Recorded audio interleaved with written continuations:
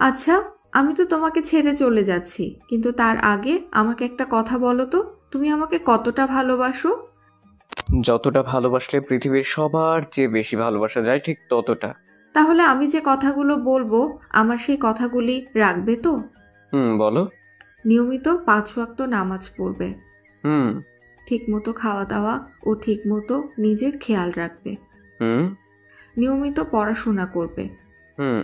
আর সারাক্ষণ আমার চলে যাওয়ার কথা ভাববে না।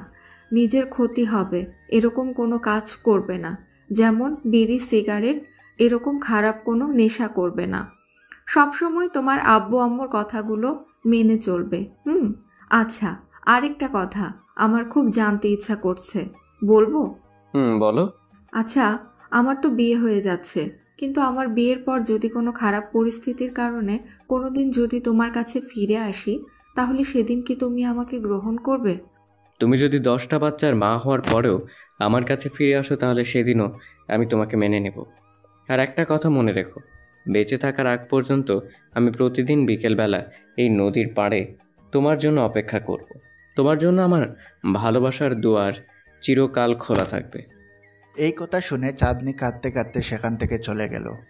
7 বছর পর অমি আজ বড় একজন ডাক্তার, কিন্তু আজও সে নদীর ধারে চিরচেনা সেই জায়গায় বসে চাঁদনির আসার অপেক্ষা করে।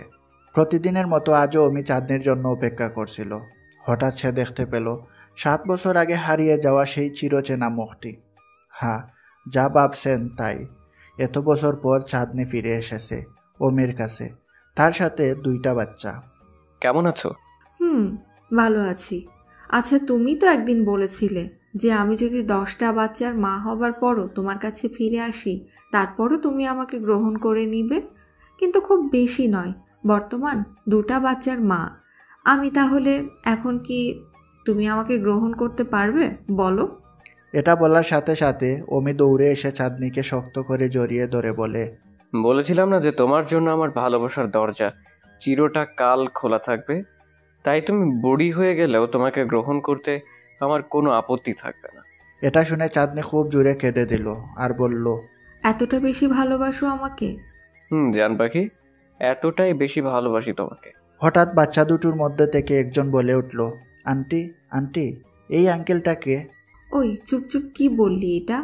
এই এই দাঁড়াও দাঁড়াও, তুমি না বললে এরা তোমার বাচ্চা, তাহলে এরা তোমাকে আম্মু না বলে আন্টি বলছে কেন? না, মানে আমি এখনো বিয়েই করিনি, ওরা আমার বোনের বাচ্চা। কি?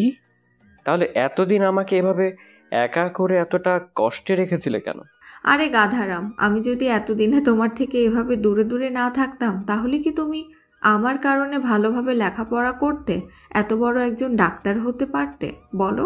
তাছাড়া এই 7 বছরে তোমার সব খোঁজ খবর আমি রাখতাম, তুমি কখন কি করছো না করছো সব কিছু।